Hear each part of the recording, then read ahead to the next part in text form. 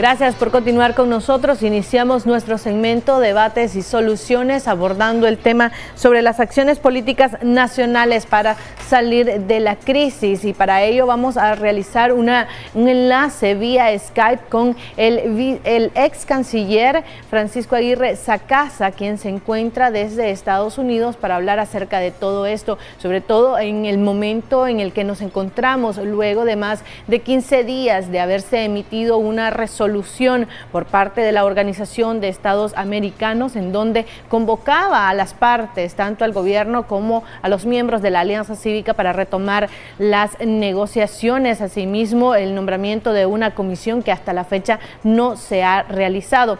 Muy buenos días, doctor Francisco Aguirre Sacasa, ¿nos escucha? Los escucho perfectamente bien, Michelle, y es un placer estar otra vez con ustedes en los lunes, después de algunos problemas técnicos que tuvimos y que no permitió pues continuar este programa. Quisiera en primer lugar, sin embargo, saludar especialmente a la Jocelyn, porque supe que tuvo un accidente de tránsito y espero que esté en plena y franca recuperación. Así será, pronto la tendremos aquí con nosotros, está todavía de subsidio. Doctor, ¿en qué momento nos encontramos en este contexto? Sobre todo aquellas incidencias internacionales que podrían repercutir en una solución pacífica a nuestra situación de crisis sociopolítica que vivimos desde el año pasado. Bueno, Michelle, como vos señalaste, ya tenemos 5 semanas desde que se dio la reunión de los cancilleres de la OEA en Medellín, Colombia, y en donde ellos aprobaron una resolución estableciendo, por ejemplo, que el Comité Permanente de la OEA debería de formar una comisión especial que llegaría a Nicaragua a negociar una salida de la crisis al más alto nivel. Para mí eso significa al nivel del presidente y vicepresidente de la República. Además de eso, la resolución estipuló que los organismos de derechos humanos y en particular la Comisión Interamericana de Derechos Humanos debería de viajar a Nicaragua acompañada de otro grupo como el MECENI que estuvieron en nuestro país el año pasado y monitoreando la situación de los derechos humanos. Y se estableció una fecha límite de 75 días para que ese grupo de trabajo, el que vendría aquí a Nicaragua, valoraría la situación en Nicaragua y entregaría un informe al Consejo Permanente que, de no ser favorable en cuanto a la situación socioeconómica y sobre todo política en Nicaragua, podría provocar una nueva reunión de los cancilleres, esta vez una reunión extraordinaria, como establece el artículo 21 de la Carta Democrática, y no se podría excluir en ese caso la suspensión de Nicaragua del sistema interamericano en el caso que se obtuviesen los 24 votos que se necesitan para suspender un país cuando no hay una voluntad de buena fe para sacar el país adelante. Doctor, ahora, Michelle, déjame decirte solo una cosa más. Hasta la fecha han pasado 5 semanas y todavía no se ha conformado la comisión que eventualmente vendría a Nicaragua. La semana pasada se dio a conocer una carta que enviara el presidente, o mejor dicho, la Cancillería de nuestro país al Vaticano, en donde daban por concluidas las negociaciones con la Alianza Cívica. ¿Esto podría tener algún tipo de repercusión en las decisiones que se tomen en el Consejo Permanente de la Organización de Estados Americanos? Es decir, ¿esto va a acelerar algún tipo de proceso en contra de Nicaragua? Bueno, ahora ya está pasando a un acontecimiento aquí en Nicaragua que era de esperarse, ¿verdad? Porque desde el 19 de julio el presidente anunció en su discurso en la Plaza de la Fe que el gobierno daba por terminado el diálogo con la Alianza Cívica en el INCAE. Tenemos que recordar que en su momento, creo que fue en el mes de mayo, la Alianza Cívica se había retirado de ese diálogo y que la delegación del gobierno llegaba todos los días hacer presencia en el INCAE, marcando el pasar de los tiempos, ¿verdad? Y ahora es el gobierno el que no quiere regresar a la mesa del diálogo y es la Alianza Cívica que está pidiéndole al gobierno que regrese al INCAE y además informando a la comunidad internacional de la falta de diálogo con la Alianza Cívica. Ahora, para mí, el estado del diálogo en el INCAE está agonizante. Si tendríamos que usar un término médico, diríamos que está en estado de coma. Y el colmo es que en un momento en que no hay diálogo, al menos no en el INCAE y con la Alianza Cívica, estaba leyendo en los periódicos norteamericanos ayer que Venezuela, es decir, el gobierno de Maduro por un lado y Guaidó por otro lado, sí están negociando con un diálogo en donde se hace presente el Vaticano y en donde además el testigo y el acompañante es nada más y nada menos que el Reino de Noruega. O sea que en este tema del diálogo, Venezuela pareciera, o Maduro pareciera estar adelantando más de lo que está Daniel Ortega. Ahora, para la comunidad internacional, el diálogo es parte del paquete de retórica que ellos usan, no solo en el caso de Nicaragua, sino que en cualquier caso en donde hay una pugna entre la oposición y los gobiernos. Es algo, como te digo, que se está haciendo en el caso de Venezuela, está por comenzarse en el caso de Afganistán. En Nicaragua comenzó a mediados del año pasado con la Iglesia Católica, se suspendió y se retomó a comienzos de este año entre la Alianza Cívica y el gobierno. ¿La decisión del gobierno podría tener algún efecto en las decisiones que tome la comunidad internacional? Por ejemplo, el aplicar sanciones, el acelerar los procesos. ¿Cómo lo ha visto? Vemos cómo la comunidad internacional ha reaccionado de alguna manera mediáticamente en las cuentas de redes sociales. Sin embargo, más allá de esta reacción, ¿se podrían acelerar los procesos para generar sanciones? ¿Se podría esperar que en esta semana se conforme esta comisión para ver si el gobierno acepta su llegada o no?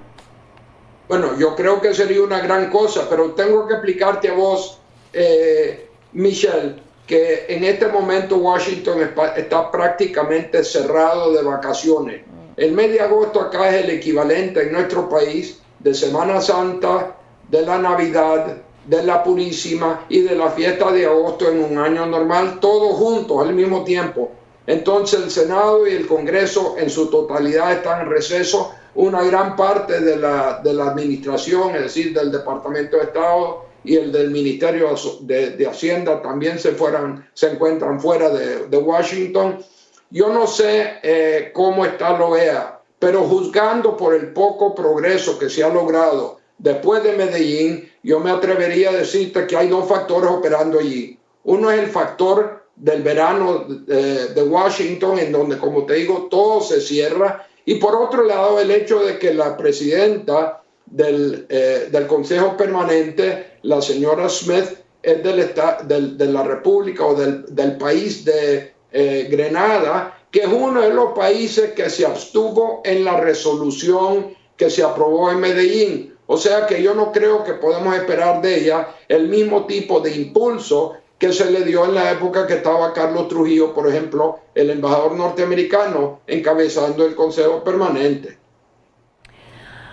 Entonces, podríamos decir que durante el mes de agosto no vamos a ver mucho avance en las presiones que podría generar la comunidad internacional por este tema que usted estaba explicando. Sin embargo, ¿cuáles serían los pasos a seguir o qué sería lo que se va a estar viviendo una vez se convoque a esta comisión que estaría siendo invitada o estaría pidiendo la autorización para hacerse presente en nuestro país? ¿Qué sucederá si, como lo hemos visto por las señales que ha brindado el gobierno, que no se le va a permitir su acceso?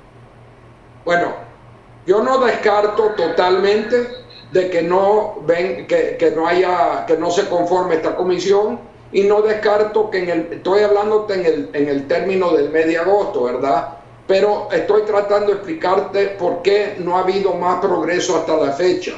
Ahora, en el caso de que se fuese a formar a conformar esta misión. Y en el caso que el gobierno de Nicaragua no aceptara, por ejemplo, la Comisión Interamericana de Derechos, ni tampoco aceptara que llegara esta misión a entamar negociaciones al más alto nivel en Nicaragua, entonces sí creo yo que ese periodo máximo de 75 se podría recortar y drásticamente, porque la comisión especial podría constatar por el no diálogo, por la no aceptación de la entrada a Nicaragua en la Comisión Interamericana de Derechos Humanos, en el caso también que no fuese a aceptar la entrada a Nicaragua de esta comisión de la OEA, que vendría a negociar y a buscar una salida a la crisis nicaragüense, ellas podrían muy rápidamente preparar o terminar de elaborar un informe en donde podrían constatar que el gobierno es el problema con la crisis de Nicaragua, y entonces podría hacer el informe relativamente breve y llegar a la conclusión de que el gobierno no está buscando una salida negociada, y podrían proceder ellos a convocar la Asamblea Extraordinaria de Cancilleres. Pero yo no veo eso pasando, no veo pasando eso, Michelle, antes del mes de septiembre. Ahora, la convocatoria a esta reunión especial podría desencadenar en una expulsión de Nicaragua de la Organización de Estados Americanos, o mejor dicho, a la suspensión de Nicaragua. ¿Y cuáles serían los efectos que esto tendría? ¿En realidad este sería una solución a la crisis? Bueno, yo no te digo que va a ser una solución a la crisis, pero sería una acción simbólica muy poderosa, porque quedaríamos nosotros prácticamente excluidos del resto de la comunidad hemisférica, ¿verdad? Eso obligaría, por ejemplo, el Banco Interamericano de Desarrollo de cancelar o de no aprobar ni un solo préstamo más a Nicaragua, y quizá podría hasta afectar los desembolsos de créditos del Banco Interamericano de Desarrollo. Pero lo que haría es envenenar aún más al ambiente negativo que hay en la comunidad internacional en cuanto al gobierno de Daniel Ortega y Rosario Murillo. Ahora, a mí no me sorprendería que, de ser suspendido Nicaragua del sistema interamericano, podría acelerarse la aplicación de sanciones, no solo por parte de los Estados Unidos y Canadá, que ya está actuando par y paso con los norteamericanos, sino que podríamos ver sanciones de países europeos, liderados en este caso por España, que de nuevo está acercándose cada vez más a la posición de los Estados Unidos y de Canadá, y también de países importantes del Grupo de Lima, incluyendo algunos vecinos nuestros como Costa Rica, por ejemplo. Ahora, ¿cuál es la posición que debería estar tomando la Alianza Cívica? Hemos visto que en las últimas semanas ellos han enviado 3 cartas precisamente a la presidenta del Consejo Permanente de la Organización de Estados Americanos, solicitando que conforme o que mandate la conformación de esta comisión. Sin embargo, no hemos sabido mayor respuesta por parte de ellos. La Alianza únicamente tiene estas herramientas para generar presión al gobierno para que éste ceda y se siente nuevamente a dialogar. Bueno, yo creo que la alianza está haciendo lo que le corresponde a ella, ¿verdad? Mandó una carta, la primera de ellas el 5 de julio, como recordándole a la OEA de los compromisos que había adquirido en Medellín. Y como decís vos, ha mantenido un diálogo epistolar continuo con otros actores importantes, incluyendo la OEA incluyendo incluso a otros actores internacionales. Pero la verdad es que yo no abrigo mucha esperanza de que Daniel Ortega vaya a volverse a sentar con la Alianza Cívica, lo cual no es igual a que Daniel Ortega no se siente a negociar. La palabra más importante en todo este tema es el tema de la negociación. En el caso de Venezuela, por ejemplo, están representados el gobierno de Guaidó y el gobierno de Maduro. En el caso de Nicaragua, lo que teníamos era un comité, o tenemos un comité de 6 principales y otros 12 o 18 personas que también están en la Alianza Cívica versus el gobierno. A mí no me sorprendería que el gobierno buscara otros interlocutores para poder decirle a la comunidad internacional: nosotros sí estamos dispuestos a negociar, solo no lo estamos dispuestos a hacer con la Alianza Cívica. Doctor, pero en realidad la Organización de Estados Americanos y la comunidad internacional en general estarían avalando un diálogo con otros actores que no sean los que están conformados en la Alianza Cívica. Esto porque en diferentes momentos ellos han reconocido en la alianza a ese interlocutor. Yo creo que en este momento, oficialmente, los Estados Unidos, la OEA, la mayoría de los actores internacionales están insistiendo en que el diálogo sea con la Alianza Cívica. Pero yo vi, por ejemplo, como seguramente lo viste vos y muchos de los televidentes de este programa, a una reunión que convocó Hagamos Democracia en San José, en donde hubo realmente un alboroto entre algunos nicaragüenses, todos ellos opositores, ¿verdad? Pero algunos que no se sentían representados, por ejemplo, por la Alianza Cívica. Y me acuerdo haber visto aquí en Washington un diálogo directo entre uno de los opositores que vive allá en San José, que está desterrado de su país y que le dijo a Juan Sebastián Chamorro que él no se sentía representado por Juan Sebastián, y Juan admitió que él no lo representaba a esta gente. Claro, eso fue en una situación de mucho calor, un alboroto, llegaron finalmente hasta darse golpes, lo cual nos lleva a otro problema grande que tenemos nosotros en Nicaragua, Michelle, y es que la unidad de la oposición todavía realmente no se ha dado. Ahora, si no es con estos miembros de la Alianza Cívica con quienes el gobierno se sentaría a dialogar, entonces ¿con quiénes? ¿Con los partidos tradicionales o que en gran parte han sido colaboracionistas con este sistema en el que nos encontramos? Bueno, yo soy de la opinión que la Alianza Cívica tiene que ser parte de la solución a este problema. Yo no estoy diciéndote que estoy a favor a que se aparte de la Alianza Cívica. Lo que yo te estoy diciendo es que en este momento el diálogo con la Alianza Cívica, por lo menos por el lado del gobierno, está terminado, está concluido, y que el gobierno pudiera tratar, consciente de lo importante que es poder decir que está dialogando, podría tratar otros interlocutores, incluyendo, por ejemplo, un diálogo bilateral entre el gobierno y la OEA para resolver los temas electorales.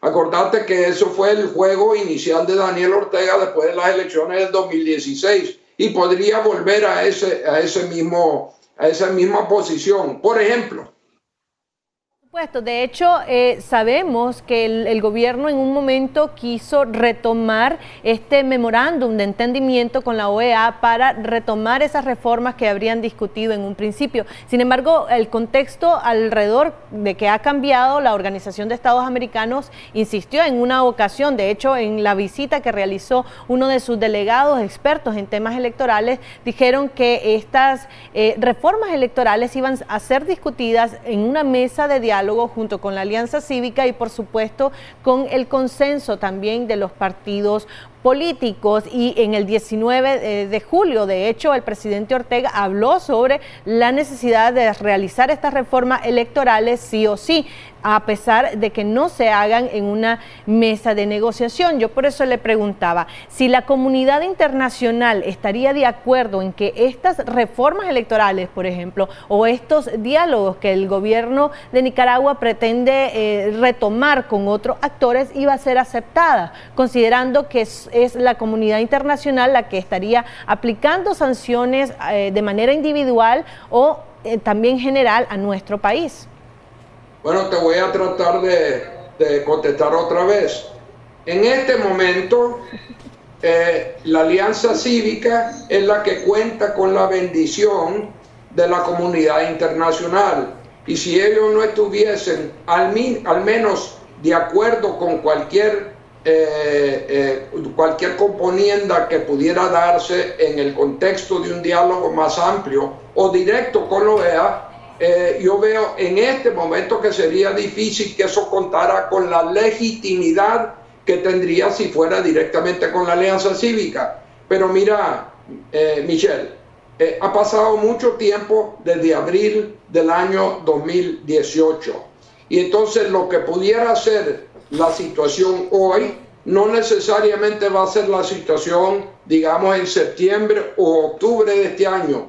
La verdad es que Daniel Ortega está apostando hacia una continuidad de la crisis institucionalizada que tenemos en Nicaragua. Él habla del retorno a la normalidad. Él hizo un intento de montar, por ejemplo, el hípico en Managua.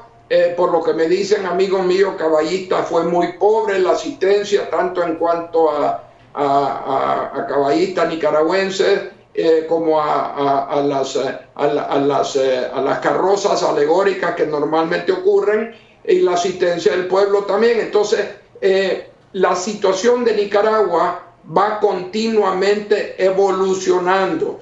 Y eso es algo que Daniel cree que lo favorece a él.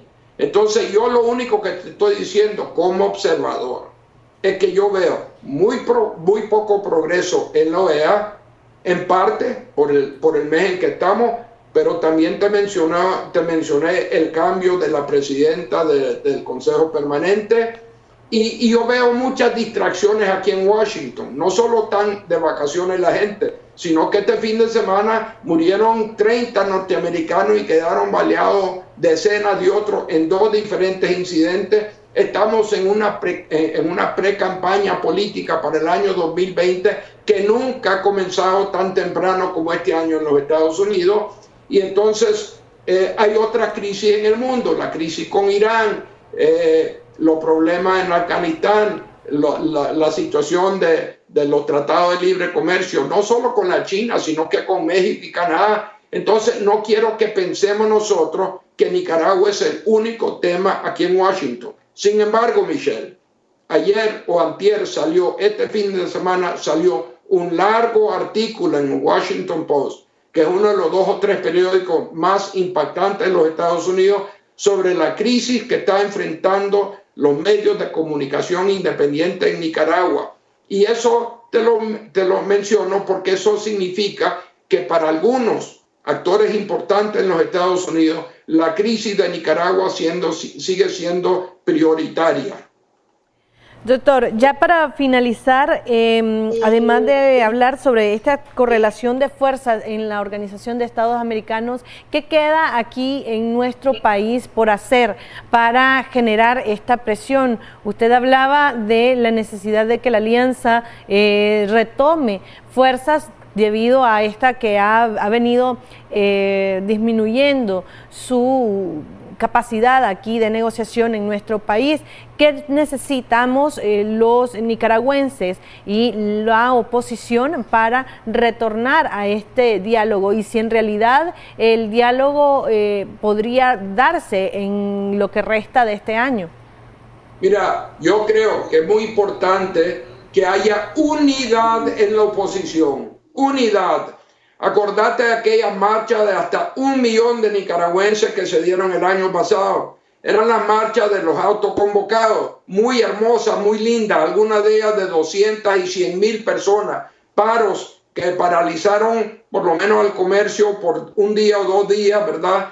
En todo el territorio nacional. Entonces yo creo que tiene que demostrar de nuevo un músculo en la calle la oposición. Y el gobierno tiene que pensar muy cuidadosamente cuál es la reacción que le pudiera dar a movimientos de esta naturaleza.